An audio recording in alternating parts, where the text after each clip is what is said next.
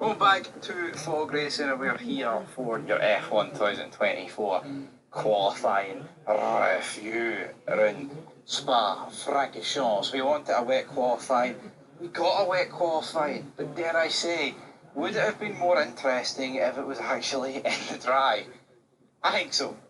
I think in the wet, the Red Bull had like a clear advantage.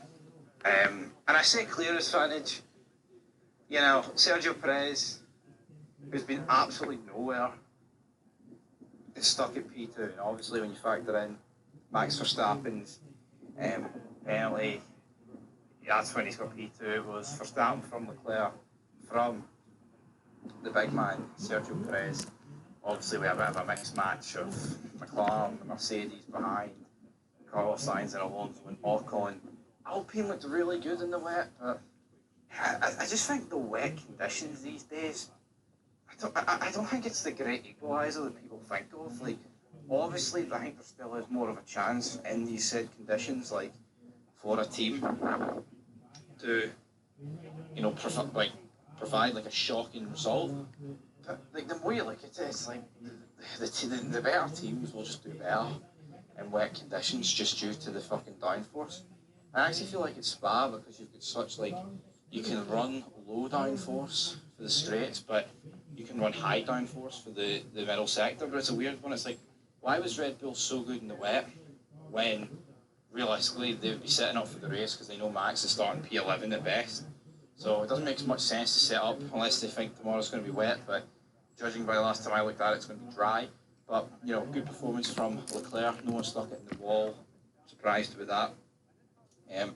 Leclerc's had a really poor run of form. I mean, recently it's picked up with Hungary, etc. But can Ferrari win?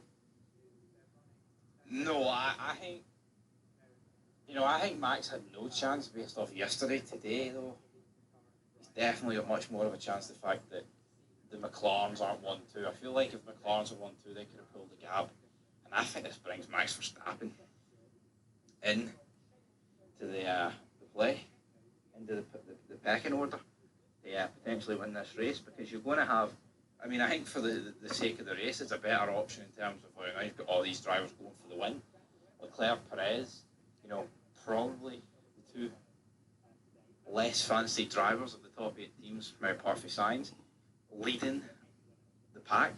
It's definitely a mixed up grid in terms of the top 8, because what I thought it would be the McLarens and the Mercedes, then the Ferraris, then probably Perez, but it's actually, you know, kind of flipped on its head in that regard. So yeah, makes for a good qualifying session.